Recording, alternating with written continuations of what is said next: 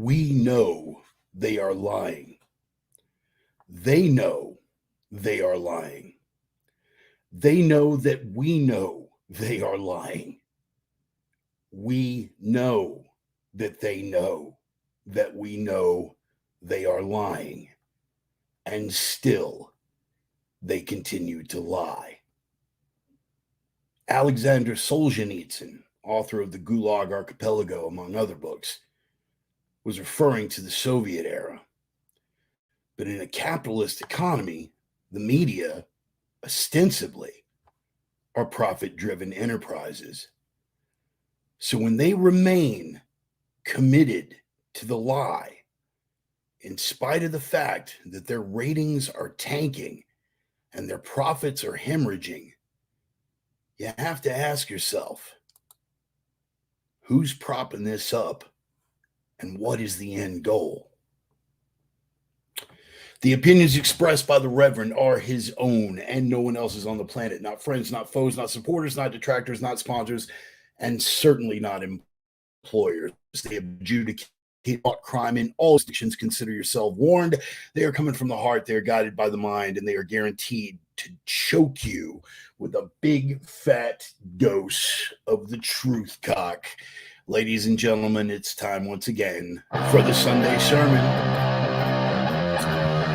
I want to thank Patty Chen, always my favorite, for the quote for the opener. I think it worked out well, dovetails nicely. Here's the drum roll. I think it worked out well, and it's going to dovetail nicely into some of the things we're going to be discussing today. So, serendipitously, we have arrived at the proper conclusion. Serendipitously, that's my college word. I got like 3 notes. Anyway,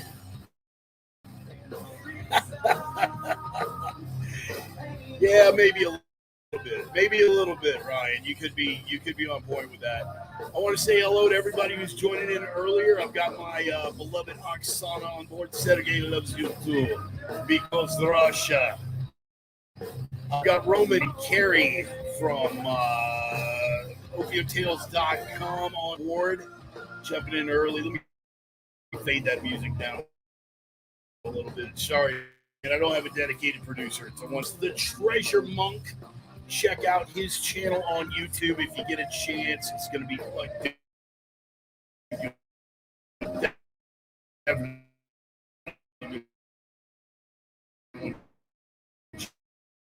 check that out. Looks like Stone is on board. Yeah, I know, cutting in and out. I know. We're having some difficulty with the Wi-Fi, man. I think we're going to be able to get through it, but I'm just going to Wi-Fi deal. If I got to plug down and reset, then whatever we got here. But thanks to Joey and Jude and Emmy and everybody who's here early and ready to rock the Sunday sermon. Brother James Pearson on board. Good to see you as always, brother. Hope you're staying safe out there. Staying safe and staying strong. All right. I know, man. I know. Connection. I got one possible option here. Faded through. Let me get through the intro. We might power down and try to come back. Hold up. Thanks to everybody for showing up early, man. We got a stuff that we got to cover today, so I'm going to go ahead and fade the music out. The bumper music, as always, of Minneapolis, Minnesota. The name of the track is Older No Wiser. Every week I get a little bit older, and every week you guys get to decide if I've gotten any wiser. Some weeks I do better than others, man. Let's go ahead and fade this thing out.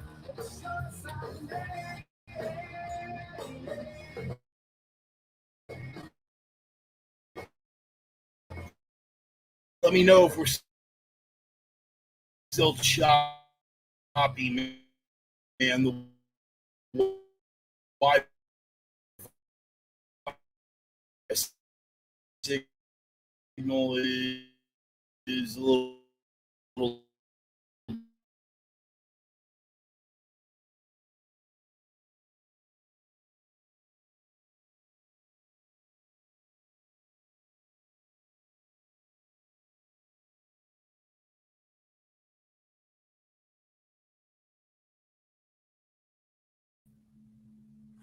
All right. Best signal we got right now. We're going to plow through it. A couple of sponsor shout outs just really, really quick.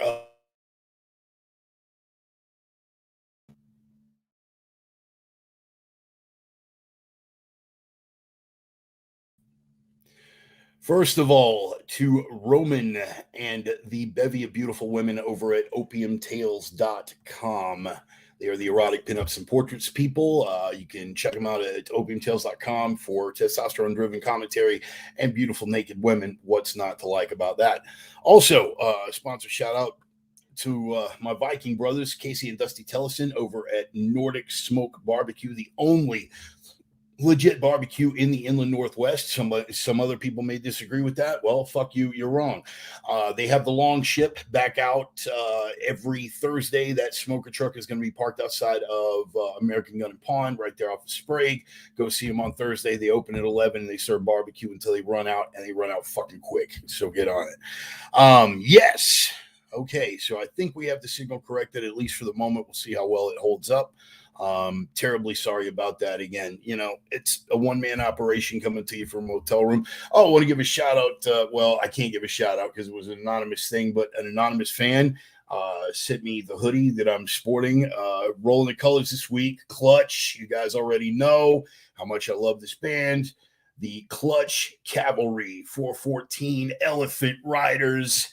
For those of you guys that are Clutch fans, you already know. I don't need to clear that up. For those of you guys that aren't Clutch fans, well, what the fuck is wrong with you, man? Get on board. You gotta check out Clutch, man. Clutch is the shit, and man, just to see them live is so fucking spectacular, man. They put on one hell of a live show, and Neil Fallon, I've described it before as watching a tent revival preacher front a rock band. And anybody who's ever seen them live knows that, yeah, that's pretty fucking accurate.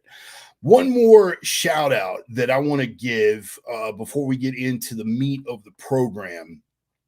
For those of you guys that are on Twitter, follow me on Twitter, or just, over there on Twitter, or happen to maybe want to get on Twitter. I know I avoid it because Twitter is largely a shit show, but there are some hidden gems, and I have found one.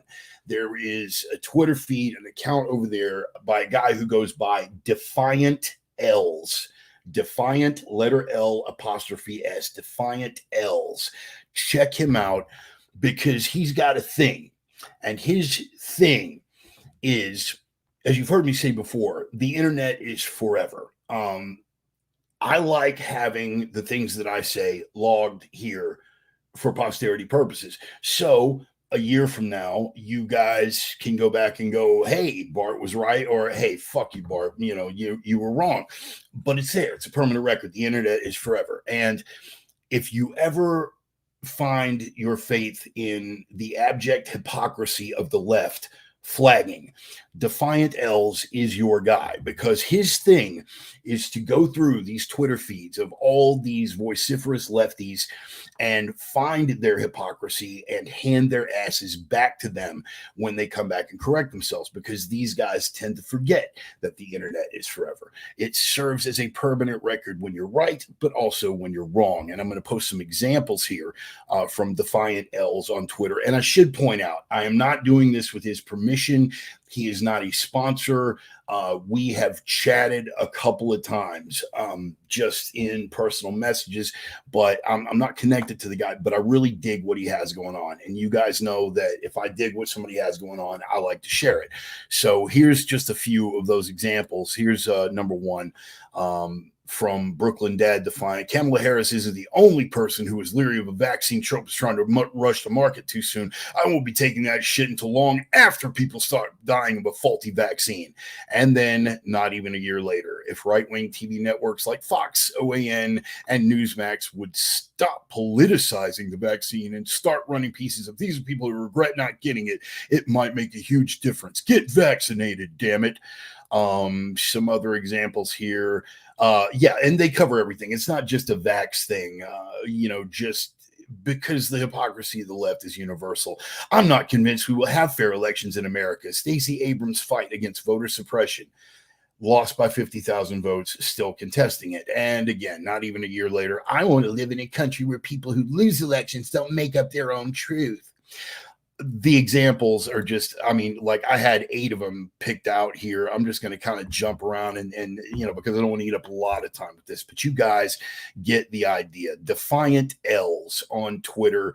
And if you don't get over there and follow his Twitter feed, you'll probably still be able to catch the stuff because I'm posting it to my page, my fan page. I try to keep the politics off my personal page, but I post a lot of his stuff to my fan page, so you'll be able to see it. But worth checking out. Next thing, obviously, we know what is in line next. Everybody already knows where we're headed with this. I'm like clicking on the production screen. That's right, boys and girls, the ever popular segment, Ryan's Rabbit Hole. Yes. Thunderous roar of applause from the crowd. Thank you. Thank you very much. Ryan's Rabbit Hole. Our weekly segment. Ryan and I are kindred spirits in a whole lot of ways. And one of those ways is that when you look at Ryan in the same way that when you look at me, you don't think your first impression is not, hey, I am looking at a repository of esoteric and austere knowledge. No, that's not the first thing you think of when you see guys like us. And then you get to talking to the guy and you realize that he has viva referentia obscura down to a fucking science. I pride myself on having a brain full of really esoteric and obscure, not austere. Sorry, earlier, just a little foggy. I pride myself on having a brain full of that kind of stuff. Ryan makes me fucking work for it, and he's always got something. In fact, he gave me 2 options for this one, and I had to pull the first one. We might get into it. We might get another with the first one he gave me. Too deep, too deep and too obscure. So I went with Sybil. So Sybil Ludington, man. And you know what? I'm gonna read this straight away from the first point of reference. Everybody knows about Paul Revere. Everybody knows about the Midnight Ride, alerting people, because that was how word got out back then, that to arms, the redcoats are coming, Well, as it turns out, Paul Revere was hardly the only one. And lo and behold, and the left, of course, they're all about, the historical contributions of women. So certainly they couldn't take issue with this. They will find a way. But on April the 26th of 1777, Colonel Ludington received word from a rider that the nearby town of Danbury was under attack by British troops and needed help. Ludington's regiment had disbanded for planting season, because they're the militia. They have lives outside of that. Again, we can get into the whole structure of the organized militia as designated by the Constitution another time. Right now, we're talking about Sybil Ludington. Long story short, he did not even have to dispatch her. She took it upon herself to jump on the back of a horse and riding through some shitty conditions. I mean, cold and rain and fog and forest and the deep and dark of night, over an area covering somewhere between 40 to 60 miles, rousing people to muster the militia. To arms, the redcoats are coming, and the city of Danbury needs your help. And this brave young woman, again, taking it upon herself. She's one of those people that's just forgotten by fucking history. But it's ordinary people coming from ordinary circumstances that wind up being key figures in the revolution when it comes. And the revolution will not be televised. Actually, the revolution will be televised, but CNN will be doing their best to bury it. So anyway, Sybil Ludington is Ryan's rabbit hole for the week. That's Sybil Ludington, Ludington, Sybil Ludington. Go ahead and run on down that rabbit hole and follow it wherever it leads you. And again, it'll bounce to different historical references as well. So thanks to Ryan for yet another obscure little historical figure. of which to pursue their endeavors and maybe glean some knowledge that will kind of fill our brains and spark them to some sort of inspiration. So thanks again, Ryan, as always. All right, so events of the week. Dum, dum, dum, dum, dum, dum. From the "We fucking told you so" department. The NIH, the National Institutes of Health, this from the New York Post, admits U.S. funded gain of function research in Wuhan despite Fauci's denials. That's right. They came out and admitted it in a letter to Representative James Comer, Republican of Kentucky, on Wednesday. A top NIH official blamed EcoHealth Alliance, the New York City-based nonprofit that has funneled U.S. funds, for not being transparent about the work it was doing. In other words, we're admitting that, yeah, we did fund gain of function research, but we didn't really mean to. Those guys kind of told us it was something else. I would be okay with that if they would even backpedal that far, but they're not. And we remember the very, very fiery hearing where for a minute it looked like Fauci's mincy little balls dropped.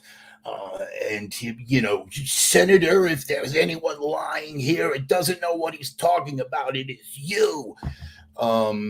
Go fuck yourself. You knew, you funded it. And what was beautiful, and I'm going to do my best Rand Paul here, because while Fauci is, Senator, if anyone is lying here, it is you, and you don't know what, and the camera cuts over to Rand Paul, and he's just got a bottle of water, and he's just sort of like,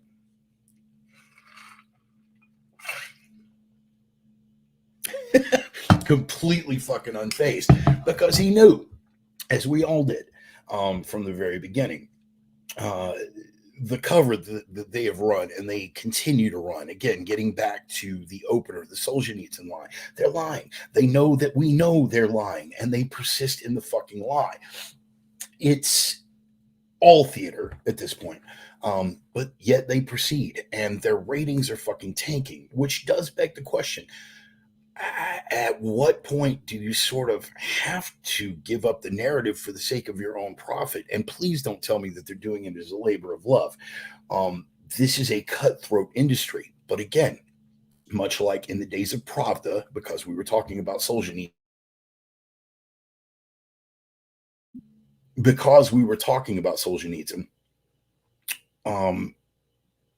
we're looking at the Soviet era, the Pravda era, where the press was outright funded by the government, and they're outright doing the work of the government, the propaganda ministry for the government. So when they're that committed to the lie that their ratings are in the shitter and their profits are fucking tanking, and yet they persist, even though they know that we know that they're lying, it does beg some uncomfortable questions, doesn't it?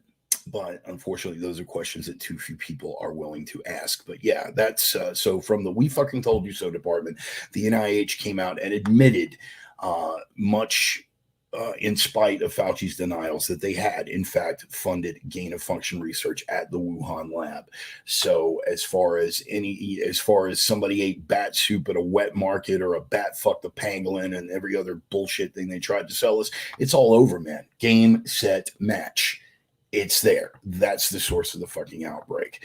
They can bury it, and they will. They'll try to memory hole it, Winston style, 1984. But it's out there now. Sorry about your narrative there, Sparky.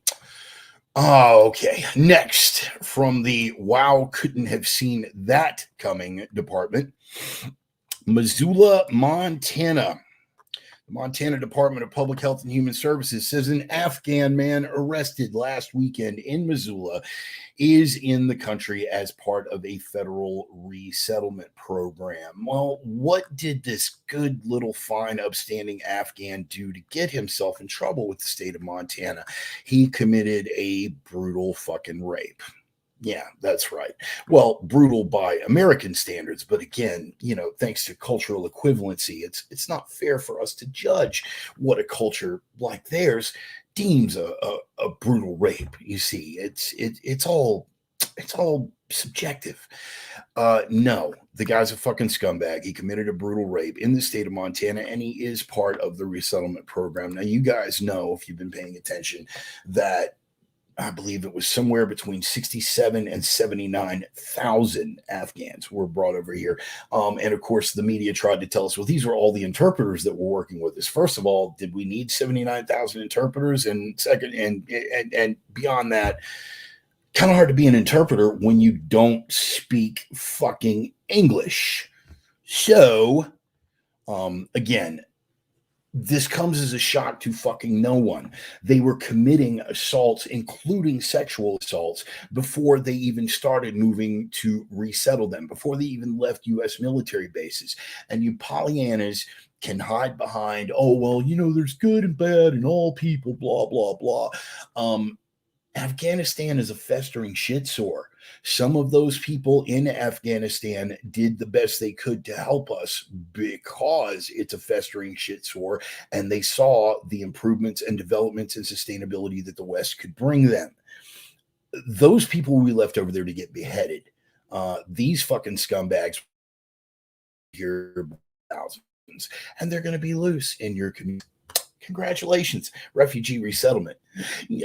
Let's say it loud, say it clear. Refugees are welcome here. Going to be hard to spout that with a forcible cock down your throat, Pollyanna. So enjoy the chants and the feel-good slogans while you can. We're talking about a culture where grown men raping little boys, and I'm not just spewing. Our troops over there fucking said this while we were still involved over there, and they were forbidden from intervening. Grown men raping little boys, that's part of the fucking culture. Brutality against women under any goddamn circumstance. I mean, fucking put them in beekeeper outfits, and if they get out of line, you fucking stone them to death. And they think that we're going to be able to assimilate 67 to 79,000 of these people. We haven't even really started the resettlement program yet, and already you're getting stuff like this. It's going to become epidemic, boys and girls. And again, you can look back and say, I told you so, but it's not going to come as a surprise. But yeah, that's from the wow, couldn't have seen that coming department. Now, from the from the Orange Man as Nostradamus department. And I'm kind of ripping, man, because Bongino did a set on his thing last night, and I really can't think of a better way to put it. But he did in his Fox show last night, Trumpstradamus, and all the predictions that he got wrong. I don't want to bite Bongino like that, but yeah, he called it. But it wasn't just Trump. We all called this. Anyone with any sense of history knows what happens. I'll tell you what. Instead of going, here's what we'll call it. From the slippery slope fallacy department. Yeah. A statue of Thomas Jefferson that stands over New York City Hall's council chamber will be removed after a city commission vote Monday. The New York City Public Design Commission voted unanimously to move the statue to a public location yet to be determined, like the Robert E. Lee statue that they were going to move to a different location yet to be determined and wound up getting melted down. But yeah, efforts to remove the statue of the third president, who owned about 130 slaves when he died in 1826, were renewed during the nationwide racial reckoning that followed the police murder of George Floyd in Minneapolis last year. Well, okay, again, slippery slope fallacy department. What were we told in the beginning? Well, it's only Confederate generals. You must be some kind of racist if you're propping up Confederate generals. They are symbols of hate, this, that, other thing, fine. But anyone with a sense of history knew that there would be no end to it. And of course, the fallback plan was always slippery slope fallacy. Oh, there you go with your slippery slope fallacy. Oh, if we're taking down Robert E. Lee, eventually it's going to get to Thomas Jefferson. Yeah. Well, now it's gotten to Thomas Jefferson, and Trump called it in the middle of a news conference when they were on him about, defending the statues of Confederate generals in Charlottesville, and they continue with the very fine people lie. But beyond that, so not going to go down that hole right now. He called it. direct to the reporter's face. He was just like, "Oh, okay, so we can take this down. Oh, what do you think of this? Do you like Thomas Jefferson? You okay with Thomas Jefferson?" The reporter nods. Yeah. Oh, I'm glad you like Thomas Jefferson because Thomas Jefferson was a massive slaveholder. So we're going to be taking that down. Oh, well, it's not going to get to that. And of course, that was the parroted talking point for days after. We knew where this was going. The left, I will give the left credit for a couple of things. Number one, they stay on message. They do stay on message, and that's something that I'm going to try to get into again before the end of the program. But they are absolutely relentless. They are absolutely relentless, and they understand the I word, incrementalism. They understand the analogy of the frog in a pot of boiling water. Periodically, they overreach and they crank up the heat too quick, and the frog hops out. Hopefully, we're at one of those historical junctures, but they understand if we can get a little bit, they can get a little bit more, and then we can get a little bit more. They know what the end goal is before they even start down that road. Anytime you hear the word reasonable come out of the mouth of a lefty, hold on to your wallet and hold on to your ass. Reasonable restrictions on firearms. Say what you want. You want to ban everything. You want to fucking ban everything. Say it. Just fucking say it. We've already documented you saying it. Feinstein said it. Schumer said it. We've documented you saying, just say what you fucking believe. And then let that be exchanged in the marketplace of ideas. But no, it's reasonable restrictions. It's perfectly reasonable to take down statues of Confederate generals because they symbolize hatred. Well, say what you really want. You want to upend the entire fucking legacy of the West. It'll never get there, Bart. You're talking slippery slope fallacy. And now we're taking down statues of Jefferson. We're taking down statues of Lincoln. We took down a statue of Frederick Douglass, was knocked down and stolen by Antifa. These people are completely fucking out of touch, and they will not stop. All of a sudden, I'm seeing Reese from fucking Terminator. You don't understand. He absolutely will not stop ever until you are dead. That's the left now. That's the left. G-Dub, glad you made it, man. Glad you made it.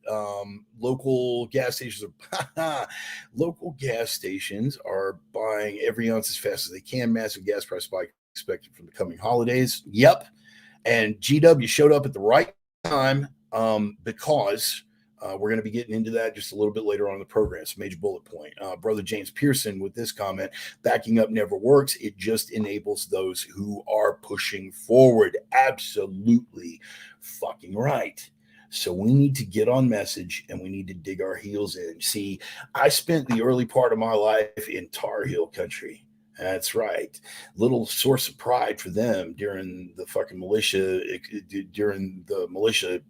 activities during the early days of the American Revolution was that the Carolinians stuck to their positions like they had tar on their heels. Yeah, we need to adopt a little bit of that. In fact, I'm not even a North Carolina University Tar Heel fan, but I think that big footprint with the tar on the heel would be a nice little addition to the 3%er logo or to the Oath Keeper logo or to any of the things that hardcore we're not going to take it anymore crowd has adopted as symbols. So maybe somebody pick up a Tar Heel shirt this week and wear it and give them that little bit of history when they ask what the fuck that is on your shirt. But yes, from the slippery slope fallacy department, Thomas Jefferson being taken down in New York's City Hall Council chamber. There simply is no end to it. Meanwhile, I should point out that the statue of Vladimir Lenin in the Seattle Park is still alive, well, and unscathed. But that's in Seattle. So we're not exactly dealing with the same ballpark there. All right. And I have to address it. I don't want to get too far into this. So I've only pulled up one source on it, and it is from redstate.com, admittedly less than objective, but it had to be addressed because anybody watching this thing with two brain cells to rub together, holy fuck, what a train wreck. I am talking about Biden's town hall. First of all, just a couple of observations. Was anybody clamoring for this asshole to do a town hall? Anybody begging for it? Anybody really needed to know what deep insightful things were going on in our cadaver in chief's mind that we needed to have him out there to do a town hall. Actually, no, this is going to be from the staged managed presidency department. That's what we're going to call this one.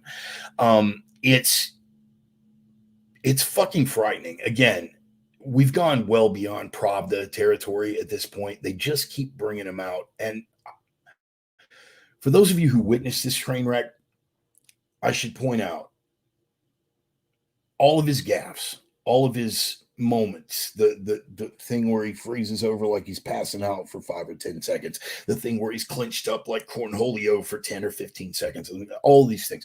The fact that he couldn't remember the port of Long Beach, the fact that he couldn't, the fact that he mistook a member of the audience for a member of Congress that it actually wasn't, that he thought he was the mayor of another city. And all of these times, Anderson Cooper had to reel him back in.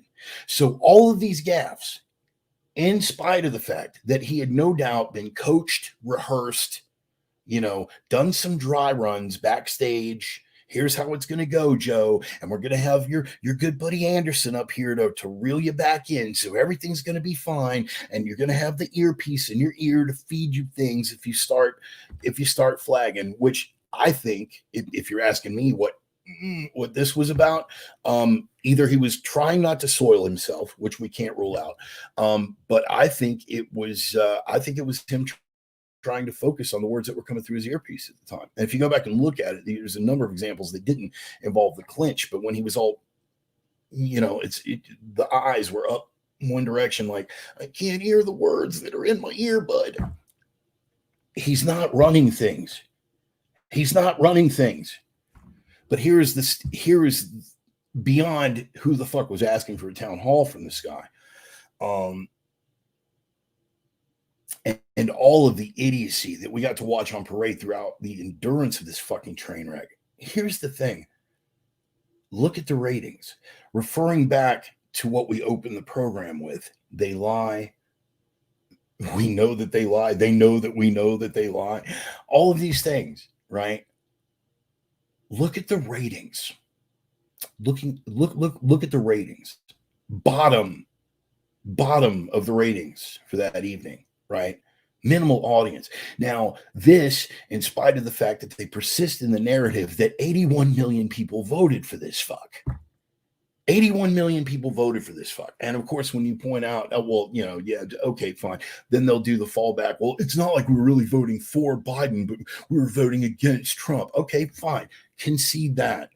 Wouldn't you at least be the slightest bit concerned about what had replaced this orange man that was the source of all your ills? But nobody's tuning in because they all know that it's stage managed at this point. They all know it. They'll never admit it. Certainly the mainstream media that's carrying water for these motherfuckers is never going to admit it. But yeah, it was a train wreck. And again, we're back to the original question. These are profit-making enterprises and their ratings are in the shitter, and yet they persist in the lie.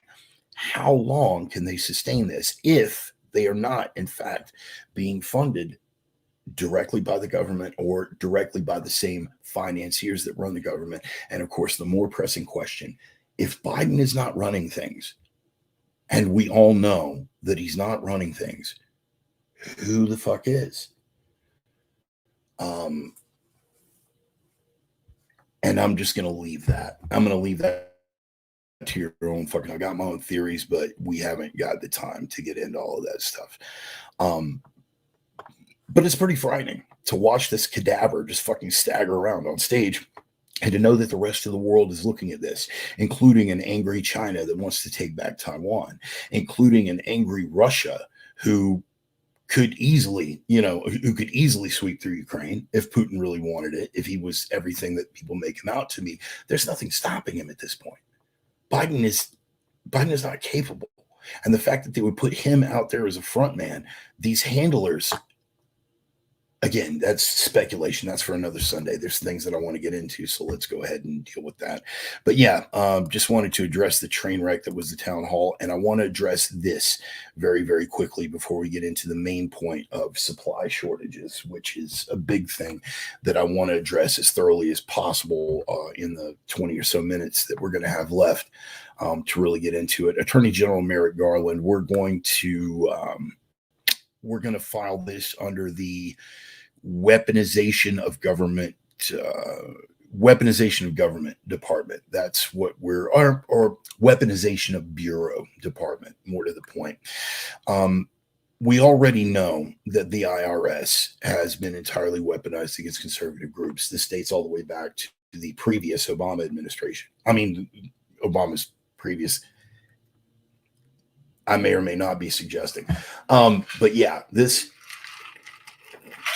with Lois Lerner running the Internal Revenue Service and all the things that came out, from that scandal-free presidency, of how they were deliberately fucking with the 501c3 status of conservative groups to prevent them from getting said status and being able to raise funds, doing everything that they could to crank it down. And when they finally busted her, of course, the computer records went missing. Sorry, we'd love to present that evidence to you, but everything just on that one particular hard drive vanished.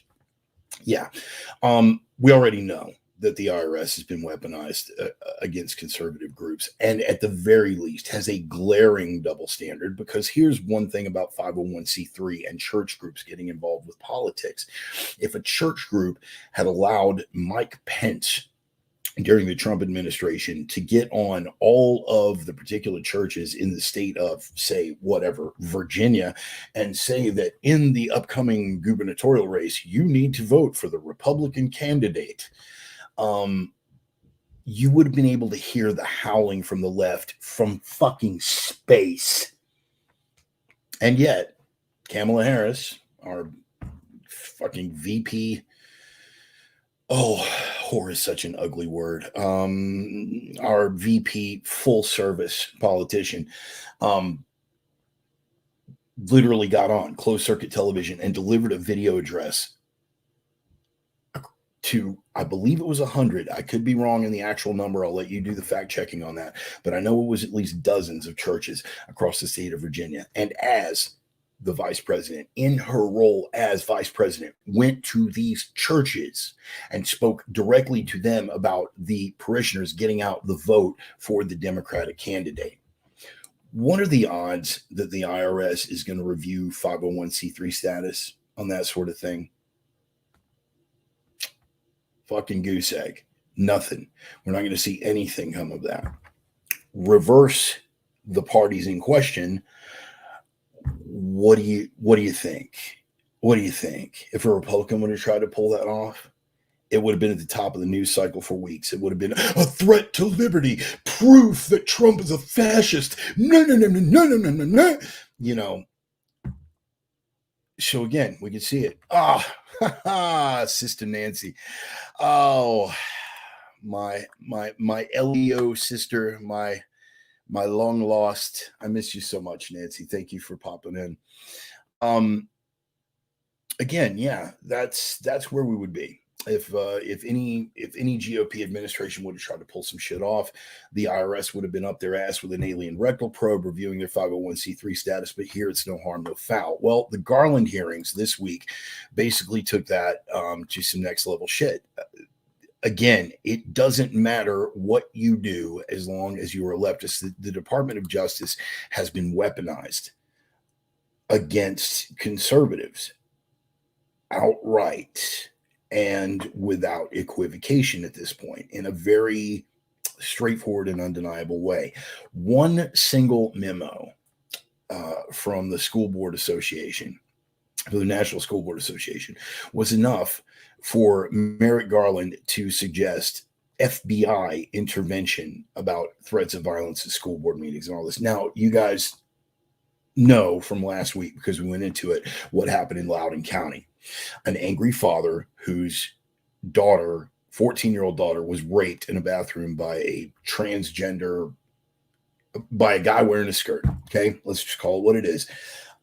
She was raped in a high school bathroom, and the Loudoun County School District covered it up. and he went before the school board and he was outraged and he was dismissed and he didn't take kindly to that. And the cops wound up taking him down. Well, that is the linchpin upon which the DOJ has been unleashed on parents concerned about their kids at fucking school board meetings.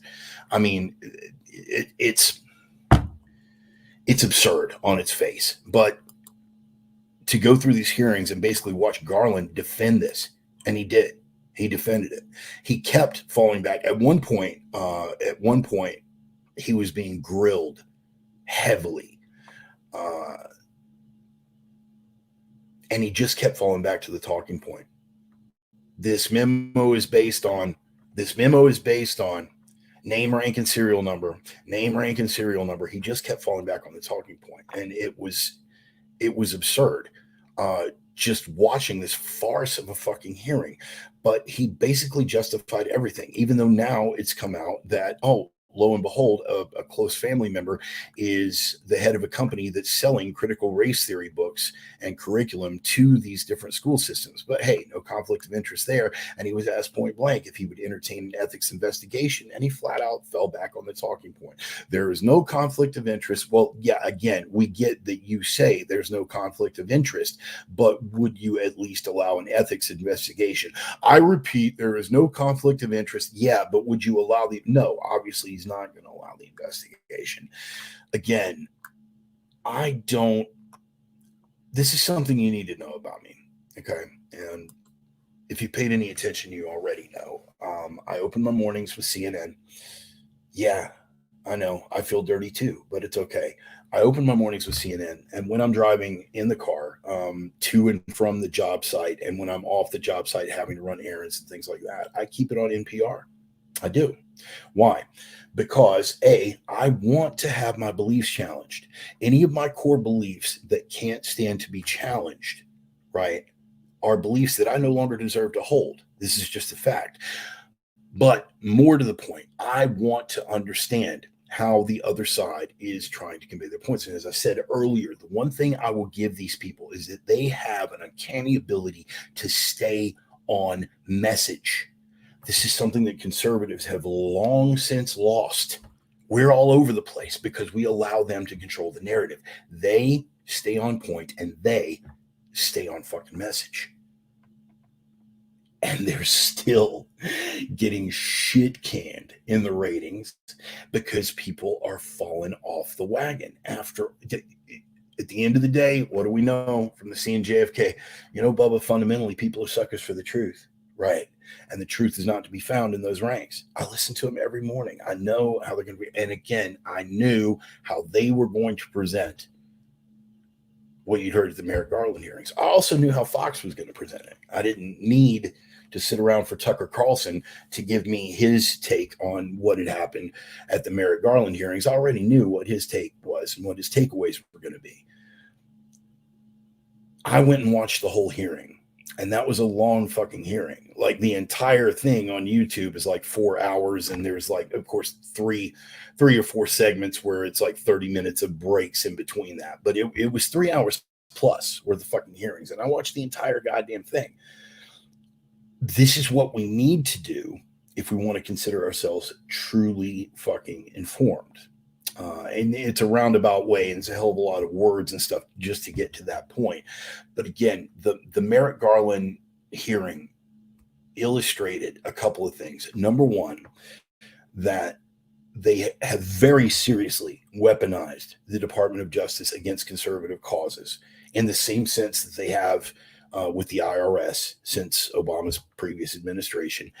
They were entirely weaponized against conservative causes, and they're making very few apologies for that.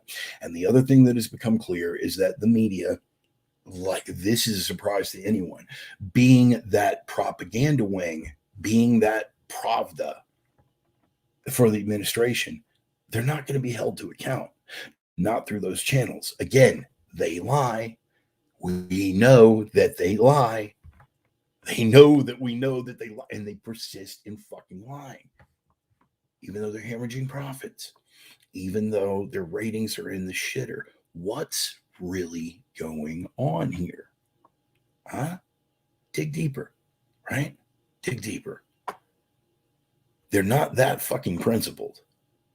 You and I both know that the left would not know a principle if it bit them in their sanctimonious little ass.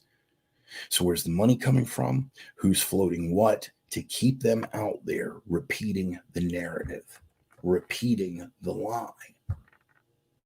Because it's a commercial enterprise, which these companies ostensibly are, it's a problem. Two last points that I want to get to in the last 15 minutes of the program. I want to address the shortages, and then I want to get back to the lie and why the lie from way back then is going to bring us to a greater truth. Let's address the shortages first. From Business Insider this week, the actual date is about a month back. The shortages were already hitting, and these were the things that they were talking about. And I'm going to leave you, I'm going to go through the list, and I'm going to just kind of punctuate how this might affect you, what it really says about the narrative that they're trying to present. The shortages, computer chips. So they're using that to justify the, upscaling the price of new cars and making it impossible for you to get new cars and rental cars. First of all, why is that affecting the rental car market at all? But beyond all of that, by now you should have already shifted gears into an older car, or at least have one in reserve that doesn't have the electronics. Or if it does have the electronics, that it's at least minimized, that it's basically solid state, transistorized things that don't require a central computer microchip processing unit. My older stuff, again, I have a 95 Pathfinder with minimal electronics. I have an 88 diesel Suburban with no electronics. And of course, I've got Black Betty, my Subaru. She's a 98. She's got sensors, but there's no like mass fucking friable ECM. And if the ancient ECM that's in there goes out, I've already got several spares. If you haven't already, you need to have spare ECMs laying around if you're going to run a car, but better yet, go with something older that doesn't have the electronics. Plastics and palm oil, another big shortage. Truckers and ride share drivers. Now, this one's going to affect my boy G-Dub directly because, as we talked about last week, the massive effect that, these are the shortages just because we don't have enough drivers. Imagine if all of the drivers on the road went, vaccine mandates, go fuck yourself. We're not driving. That's power. That's the kind of power that the administration fears. Why? Because it's working against them. These are the same people that if it were benefiting their political goals, they'd be urging everybody. We got to get behind this trucker strike, better working conditions and blah, blah, blah, blah, blah. But it's working against these leftists. And because they are delightfully unprincipled and delightfully predictable in their unprincipledness, not a word, but it is now because I fucking said it, they are terrified at the prospect of a trucker strike. But again, shortages of truck drivers, which is in turn feeding the shortage. Now, I know there's a lot more to it than that. And G-Dub, feel free to hit my personal messages and let me know some of the things that I might have been missing. Homes and vacation houses, those are in short supply. Apartments also in short supply. Lumber in short supply for the construction of those houses. Household products like toilet paper and tampons. Dum, da, dum, dum, dum. This is beginning to sound familiar. All the panic buying of toilet paper at the beginning of the COVID pandemic was completely unnecessary. But now we've actually approached a point where, at least for the grazers, it might make sense. People, if you haven't already, don't get involved in all the panic buying, cleaning out the fucking shelves, stabbing a guy over the last bag of Doritos.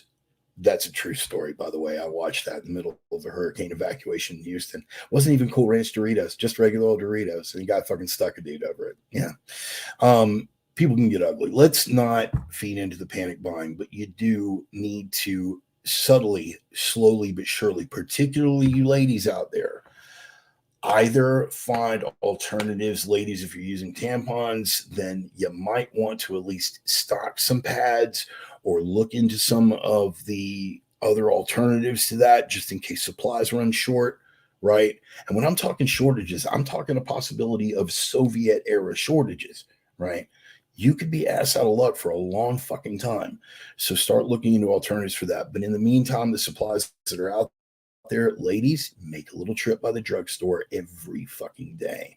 You always make that trip when it's that week of the month, right? Well, guess what?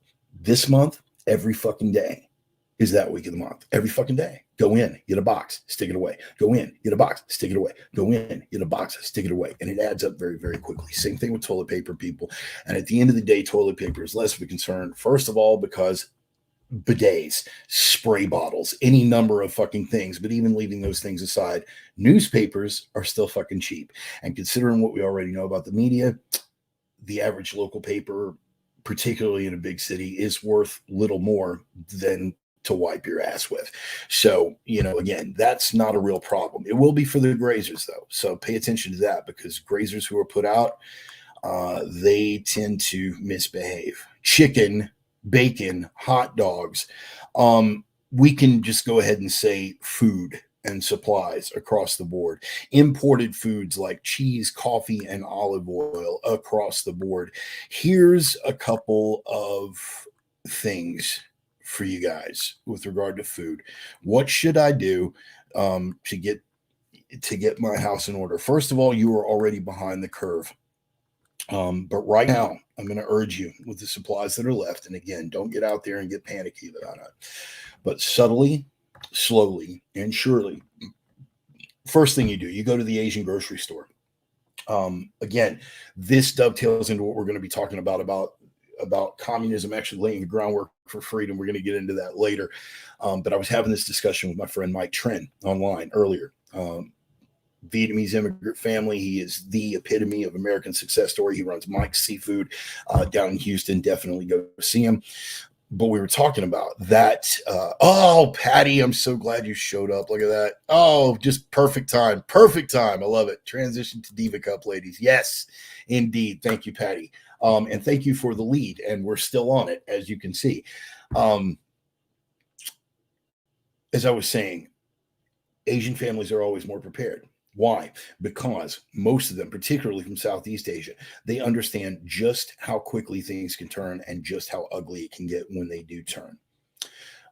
So if you have any friends from Southeast Asia, particularly with like older family members, some of the younger ones don't get it anymore, but you'll find 2 or 3 25-pound bags of jasmine rice and 10 to 15 cases of fucking that really good Asian ramen, that you pick up at the Asian grocery store. That shit's fucking fantastic. And like a bunch of bottles of fish sauce and things like that. They're always dug in because they understand how quick you can turn. You should already have these things. If not, I want you to get acquainted with your local Asian grocery store. And right now, and I mean right fucking now, as soon as this program is over, get your ass over to the Asian grocery store, pick up at least 100 pounds. That's 4 25-pound bags, 2 50-pound bags, or 1 single 100-pound bag if they have them in stock. At least 100 pounds of rice. It's going to cost you less than $1 a pound, even for the good rice, the really good Thai jasmine rice. It's going to cost you less than $1 a pound, and it's 100 pounds of fucking rice that can feed your ass for a long fucking time. All right, pick up 3, 4, 10 cases of that Asian ramen because it's tastier than the American garbage. It's not the healthiest shit in the world, but it will keep your ass from fucking starving to death. So get out there and do it right now. Trip to the Asian grocery store as soon as this program's over. What the fuck are you waiting on? Right. With regard to meat, there's still plenty of, and at least here in Oregon where I'm located, I mean, I'm a 30-minute drive, 40-minute drive from the nearest Walmart. They still have the chicken and tuna packets in stock. I can't eat it, so it's not a real big thing for me. But they still have them in stock, those packets, and they're like right now they're still $1 a piece. The tuna, the chicken in those little foil, sealed pouches that have a really, really long shelf life. Canned chicken, they have the 4 packs of the canned chicken for like $7 for 4 big ass fucking cans, and that's got a long shelf life. Get these things now. Get these things now while they're still available. Grab them. Don't panic. Don't black pill. Don't, oh my God, it's all falling, but it could. And we're in the early stages of it right now. These are things that need to be done.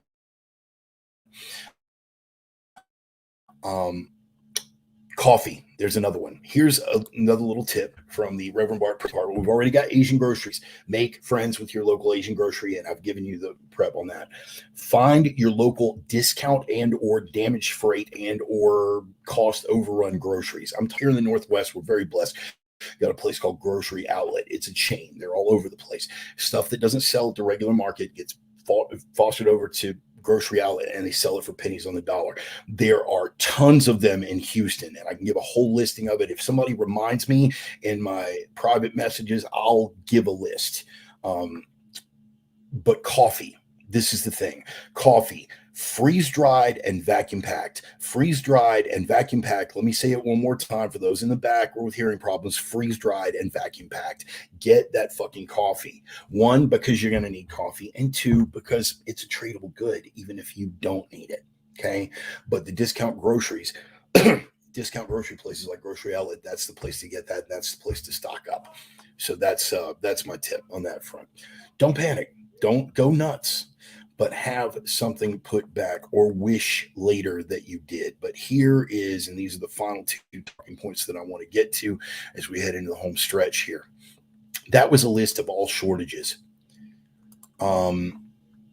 This from the New York Post, this headline, and this should chill everyone. Supply chain crisis, hoarding products spark food shortages across the United States. So I'm not saying that this is where New York Post is trying to take it, but they are already putting the blame on us. Okay. The supply chain shortages are due to a clusterfuck that runs across many, many levels, government policy having to do with most of those fucking levels, but they're already trying to put the push on us. Pete Buttplug this weekend, Buttigieg, sorry, never get his name right, came out and tried to offer that the reason for these supply chain shortages is because people are just buying stuff. And now mainstream press is coming out with the reason for the shortages is because people are hoarding. This is why I'm saying don't panic in your buying and be very, very subtle about it. Because that's going to be the party line going forward when the shortages get really bad. It's not us. It's not our policies that created this shit. Oh, no. It's all these selfish people. You know, the same kind of selfish that lets people refuse a vaccine.